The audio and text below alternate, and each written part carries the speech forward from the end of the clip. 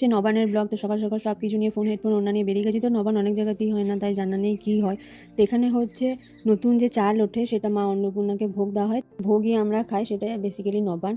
আর next দিন হয় বাসি নবান্ন। এখানে অনেক রকমের শাক সবজি মাছ মাংস থাকে। তো এবারে চলে গেছিলাম আমরা ছোটো মাইমার বাড়িতে, কারণ সেখানে নবান্নের আমাদের নিমন্ত্রণ ছিল।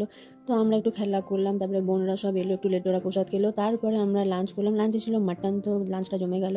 তো এটা হচ্ছে ছোটো মাইমাদের বাড়ি। তোমরা বিয়ের টাইম দেখেছো কিনা জানি না, মামার রিসেন্টলি বিয়ে হয়েছে ছোটো মামা। তো আমরা এই বছর নবান্ন এখানেই করলাম, আর ওখানে মাইমা দাঁড়িয়ে আছে কেন জানি না। তারপরে সবাই গেল একটু বাইরের দিকে গ্রামে ঘুরতে, আমি বসেছিলাম অটোতে। তো তারপরে চলে এলো বাড়ি যাওয়ার পালা। এখানে সবাই গল্প করছে যাওয়ার আগে। তারপরে মাম্মার সাথে বাইকে আমরা এসেছিলাম, আমরা তারপরে গেলাম মেসোর সাথে অটোতে।